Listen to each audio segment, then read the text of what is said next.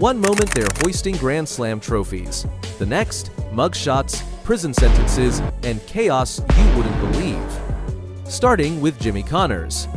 Imagine a champion who once ruled tennis arenas with fire in his eyes, only to spend retirement shouting into the void. That's Jimmy Connors, the man who refused to fade quietly. Connors retired in 1996 with 109 singles titles, still the most by any male player. He played a record 1,557 matches, won 8 Grand Slams, and famously reached the 1,991 US Open semifinals at age 39, electrifying New York like a prizefighter refusing to go down. But after hanging up the racket, the fight didn't end. Instead, it turned inward and outward into obsession. His 2013 memoir, The Outsider, wasn't a victory lap, it was a 400-page vendetta. He aired grievances about rivals, ex-lovers, and even his own family. The book sold because fans expected wisdom, but what they got was bitterness. He called players soft, claimed he never respected most of his peers, and painted himself as the last real warrior of tennis. Then came the podcast years. On Advantage Connors, he roasted everyone from Federer, too nice to dominate, to Djokovic, fakes injuries, to the modern game itself, weak, boring, no guts. He even mocked underarm serves, calling them cowardly. One week he's complaining about line judges, the next he's questioning the toughness of the entire ATP. Some say it's entertaining, others see it as proof that Connors couldn't let go. He didn't turn criminal, but he turned into tennis's cranky ghost, haunting the sport he once ruled. And yet here's the irony. The man who insists tennis lost its fire is still the one keeping its embers burning with his rants. But if bitterness can consume a champion, what happens when trauma burns deeper than trophies? That's where Mary Pierce's story comes crashing in. Moving along to Mary Pierce. Imagine winning 2 Grand Slams and lifting a Fed Cup trophy, yet never feeling safe in your own home. That's Mary Pierce, a champion whose biggest battles weren't fought across the net, but across the dinner table. Mary turned professional at just 14 with a forehand so destructive it earned her the nickname the Bazooka. She won the 1,995 Australian Open and the 2000 French Open, becoming the pride of French tennis. But behind those trophies was a story few fans saw: her father, Jim Pierce. Known as one of the most abusive tennis dads, Jim screamed at her during practice, allegedly slapped hitting partners, and once threatened to kill another player's father. By 1993, the WTA had to officially ban him from tournaments, an extraordinary step that no other parent had faced at the time. Mary's career flourished despite the trauma. She reached 18 WTA finals, collected over $9 million in prize money, and played a key role in France's Fed Cup victories in 1997 and 2003. But retirement brought the ghosts back. Panic attacks haunted her, trust issues made relationships fragile, estrangement from family became a constant wound. Her refuge came in faith. She became deeply involved in ministry, often speaking at Christian conferences about forgiveness and healing. But she never sugarcoats her scars, she admits they remain, even while she preaches strength. And here's a chilling detail. When asked about her father years later, she said forgiving him was the hardest thing I've ever done. It's a reminder that trophies polish the outside, but trauma can still live inside the frame. If Mary's story shows scars passed down by family, the next tale turns inward where one man's own mind became his fiercest opponent. On to Mardy Fish. Picture it. Arthur Ashe Stadium, 2012. A packed house waits for a showdown, but one of the top American players never makes it out of the locker room. That was Mardy Fish, ranked world number 7 at the time, an Olympic silver medalist in 2004, and a man who had beaten Rafael Nadal, Andy Murray, and Juan Martín del Potro. Yet on that day, he wasn't fighting an opponent, he was fighting himself. Fish suffered from a severe panic disorder. In New York, his heart raced so violently that he locked himself in a shower stall, convinced he was about to die. Doctors called it cardiac arrhythmia, but the real culprit was invisible: anxiety that had built up after years of pressure. Just months before, Fish had undergone a heart procedure to fix an irregular heartbeat.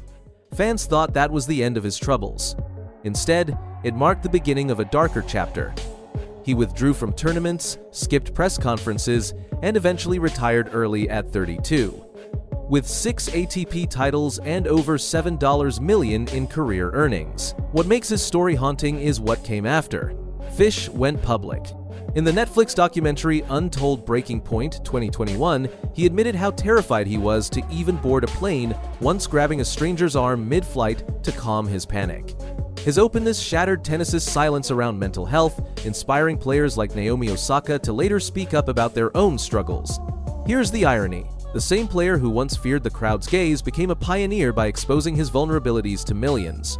His courage was quieter than his serve, but far more powerful. And if Fish's battle was silent, the next one shouted its demons and confessions that rocked tennis history. Now shifting gears to Andre Agassi. What happens when one of the flashiest players in tennis history admits he secretly hated the very sport that made him famous? That's Andre Agassi's shocking paradox. Agassi wasn't just good, he was a phenomenon. From the late 82nd to the mid-2002nd, he won 8 Grand Slam titles, 60 career trophies, and even completed a career Golden Slam, all 4 majors, plus Olympic gold. His flamboyant image, neon clothes, flowing hair, rebel attitude helped tennis boom on television. But behind the sunglasses, his autobiography, Open 2009, revealed a different story. He confessed that he despised tennis, describing it as a life sentence forced on him by his father, Mike Agassi, who made young Andre hit 500 balls a day with a homemade machine he nicknamed the Dragon. And then came the bombshell. During a career slump in 1997, Agassi admitted to using crystal meth. He failed a drug test but lied to the ATP, claiming he accidentally drank from a friend's spiked soda. The tour believed him. Instead of suspension, he quietly continued his career. That was the year his ranking plummeted to number 141. But his second act was miraculous. By 1999, he staged one of tennis's greatest comebacks, winning the French Open to complete his career Grand Slam and later regaining the world number 1 ranking. In retirement, he reinvented himself, marrying fellow legend Steffi Graf, starting the Andre Agassi College Preparatory Academy in Las Vegas, and turning from disgruntled rebel into a philosopher of discipline and education. Yet the meth confession lingers like a shadow. How close was tennis to losing one of its brightest stars forever? That's the chilling thought that makes his story unforgettable. And if Agassi's demons were hidden under a glam surface, the next tale is far darker: the fall of Jennifer Capriati, once America's golden girl. The spotlight turns to Jennifer Capriati. How does a 14-year-old Olympic darling end up in a Florida mugshot by 17? That's the riddle of Jennifer Capriati, one of tennis's brightest yet most tragic stories. Capriati burst onto the scene in 1990, making the French Open semifinals in her very first year on tour. At just 14, she became the youngest player ever to reach a Grand Slam semifinal, and by 16 she had an Olympic gold medal from Barcelona, 1992. The press hailed her as America's next Chris Evert, a teen destined to dominate the sport. But fame this early can eat away at anyone. By 1993, burnout hit. She took a break from tennis, and soon after came the infamous mugshot, arrested for shoplifting, $15 rings, and later charged with marijuana possession. The media labeled her tennis's fallen angel. It looked like the end. But Capriati's comeback shocked everyone. Between 2001 and 2002, she won 3 Grand Slam titles, 2 Australian Opens and a French Open, reached World No. 1, and was named 2001 WTA Player of the Year. Her Australian Open 2002 final against Martina Hingis is legendary, down 4-6-0-4. Capriati saved 4 championship points in blistering 105-degree Fahrenheit heat to win 6-4, 6-7, 6-2. It was pure defiance. Yet, retirement reopened old wounds. Away from the spotlight, Capriati spiraled. In 2010, she was hospitalized for a drug overdose. News outlets called it a suicide attempt. 3 years later, she was charged with battery and stalking after an altercation with an ex-boyfriend. The charges were dropped, but the headlines reminded the world that her battles never ended. Today, she speaks about mental health and resilience online, but the glaze in her eyes hints at scars fame never let heal. And if Capriati's fall was a slow unraveling, the next chapter is financial freefall, the $60 million collapse of Arantxa Sanchez Vicario. Next up is Arantxa Sanchez Vicario. How does someone win 29 singles titles, 69 doubles trophies, and collect nearly $17 million in prize money, yet still end up broke? That's the tragedy of Arantxa Sanchez Vicario, Spain's Barcelona bumblebee, who went from national hero to tabloid headline in one of tennis's most shocking financial implosions. At her peak in the 1992nd, Arantxa was unstoppable. She won 4 Grand Slam singles titles, 3 French Opens and 1 US Open, and became world number 1 inch, both singles and doubles, a rare double crown only legends achieve.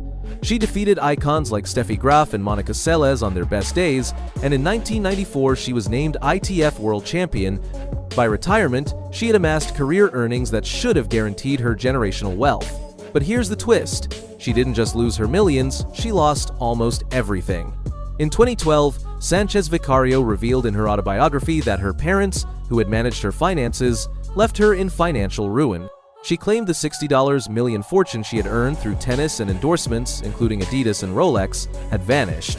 Spanish authorities later accused her of tax fraud, saying she owed over 5 million euros.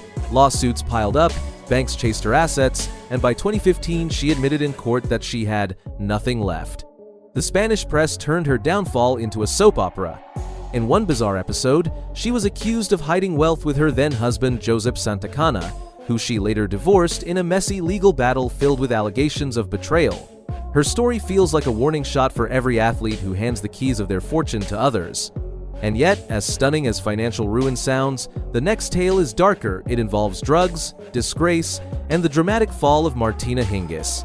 Coming into focus, Martina Hingis.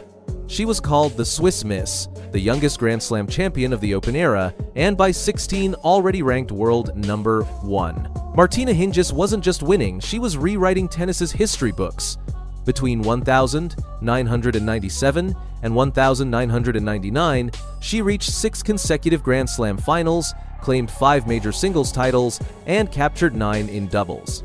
She finished 1997 with a 75-5 record, dominating both with her brain and her racket. But if her rise looked like a fairy tale, her post-career chapters read more like a tabloid thriller. Hingis retired for the first time in 2003, citing ankle injuries, but her comeback in 2006 ended in disaster. At Wimbledon 2007, she tested positive for benzoylecgonine, a metabolite of cocaine. The ITF banned her for 2 years, stripping away what was left of her aura of invincibility. Hingis insisted she was innocent, famously saying, "I have no idea how cocaine got into my system." Yet the stain stuck. But that wasn't her only scandal. In 2009, her marriage to French show jumper Thibaut Houtin imploded spectacularly, with accusations of infidelity and even domestic altercations that made European tabloids buzz. Later, in 2013, she briefly returned to tennis as a doubles specialist, reclaiming glory with 13 more Grand Slam doubles and mixed doubles titles before her final retirement in 2017. Still, the cocaine ban defines her psycho chapter. For many fans, it was shocking to see the smiling 16-year-old who had once dismantled Steffi Graf now standing in a press room defending herself against drug charges. If Hingis's scandal was about drugs and denial, the next story spirals further into crime because Roscoe Tanner didn't just lose matches, he lost millions in fraud. Taking center stage is Roscoe Tanner. Roscoe Tanner's left arm once terrorized opponents. In 1979, he blasted his way into the Wimbledon final against Bjorn Borg, unleashing a serve clocked at 153 miles per hour, a rocket so fast it stood as one of the sport's benchmarks for decades. Tanner captured the 1,977 Australian Open and earned over $1.7 million in prize money, which, in those days, was a fortune. By all accounts, he should have lived out his retirement as a respected champion. Instead, his life unraveled into a catalog of scams, lies, and frauds that turned him from tennis hero into criminal headline. His downfall began with money mismanagement. Tanner's finances collapsed, and in the 1992nd, he was already drowning in lawsuits. He passed bad checks worth hundreds of thousands of dollars, promised investors phantom returns, and even sold a yacht he didn't own. One of his most infamous swindles involved a $35,000 boat deal where the buyers never received the boat. He didn't stop there, he tried running a solar panel investment company, which turned out to be another scam. By the early 2000s, the law finally caught up. Tanner skipped court dates, fled to Germany under a false identity, and was extradited back to the United States in 2005. He served nearly 2 years in prison for fraud and unpaid child support. The former Wimbledon finalist, once cheered by 15,000 fans on center court, now sat behind bars, his reputation shattered. When he got out, Tanner tried to rebuild by teaching kids at tennis camps until parents Googled his past and pulled their children out. Today, he dabbles in pickleball clinics, insisting he's reformed. But every time his name resurfaces, it's tied not to his booming serve, but to his booming fraud record. And if Tanner's scams sound reckless, the next story takes chaos to another level because Ilie Nastase didn't just court controversy, he embraced it like a full-time job. Shifting the lens to Ilie Nastase. Ilie Nastase was once tennis's rock star. In the 1972nd, he became world number 1, captured 2 Grand Slam singles titles, and built a reputation as both entertainer and troublemaker. His flamboyance drew crowds, he'd joke with ball kids, argue with umpires, even pull stunts like swapping rackets mid-point.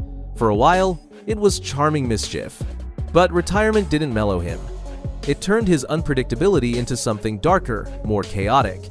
In 2017, as Romania's Fed Cup captain, Nastase erupted into global scandal. He mocked Serena Williams' unborn child with a racist remark, openly flirted with the British team's female captain, then unleashed a profanity-laced tirade at journalists and umpires. It happened during a live match in front of children. The ITF immediately banned him, and his role as ambassador collapsed overnight.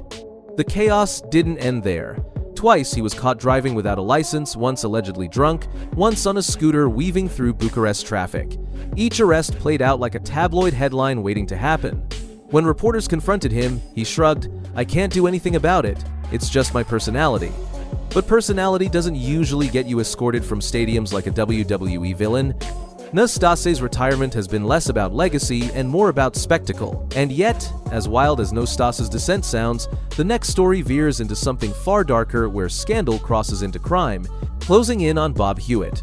This story isn't about eccentric behavior or financial collapse, it's about something far darker, so dark that tennis has tried to erase his name. Bob Hewitt was one of the greatest doubles players of his generation. 15 Grand Slam titles, 65 career doubles trophies, and induction into the International Tennis Hall of Fame in 1992. For years, he was celebrated as a master tactician, nicknamed the Brain of Doubles. But behind the medals and polished interviews, a nightmare was unfolding. Decades after his retirement, brave former students stepped forward. They revealed letters, threats, and testimonies that traced back to the 1982nd.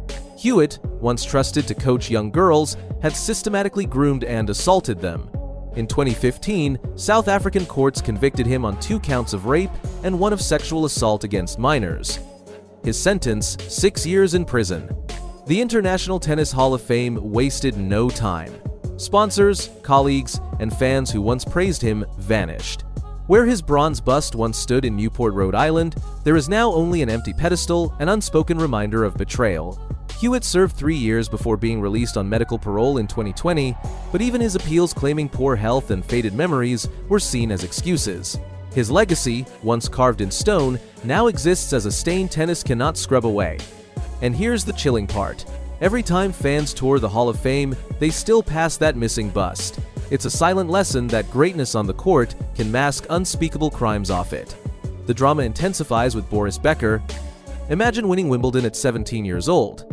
In 1985, Boris Becker did just that, becoming the youngest men's champion in tournament history. By the time he retired, he wasn't just a champion, he was tennis royalty. But retirement unraveled him like a thriller novel. His fortune, once estimated at nearly $60 million, vanished. How? Lavish spending, failed investments, and costly divorces. By 2017, Becker was officially declared bankrupt in the UK. Investigators uncovered that Becker had hidden assets, luxury properties in Germany and Spain, trophies from his slam victories, even part of his Olympic gold medal collection. In 2022, a London court sentenced him to 2.5 years in prison for concealing assets worth nearly £2.5 million. He served 8 months before being released. And the audacity didn't stop there. At one point, Becker attempted to claim diplomatic immunity by presenting himself as a cultural attaché for the Central African Republic. The country itself denied knowing anything about his appointment. It was a desperate play worthy of a dark comedy. Today, Becker tries to rebuild through commentary gigs and a podcast, but his fall from grace remains one of sport's most dramatic. And finally, we arrive at Mark Philippoussis. Mark Philippoussis was once Australia's Scud missile. His serve, often flying past 140 miles per hour, was one of the most feared weapons in tennis during the late 1000, 992nd, and early 2002nd. Twice, he reached Grand Slam finals 1000, 998 at the US Open, losing to Patrick Rafter, and 2003 at Wimbledon, falling to Roger Federer. By retirement, Philippoussis had earned more than $6.9 million in prize money and millions more in endorsements. But here's where his story spirals. Despite all the riches, Philippoussis filed for bankruptcy in 2017. Court documents revealed he owed over $1.3 million to creditors, including unpaid loans and mortgage defaults. His $1.3 million San Diego mansion was foreclosed. Reports even suggested he once borrowed money from his own elderly parents just to stay afloat. Scandal didn't stop at finances. Even his comeback attempts felt tragic. In 2006, injuries derailed his career. By 2015, he was playing world team tennis just to keep going. The Scud, who once fired missiles on center court, became a cautionary tale of squandered fortune and scandal. And with Philippoussis, our journey ends on a bitter note, proof that in tennis, the battles off court can be far darker than anything played inside the lines.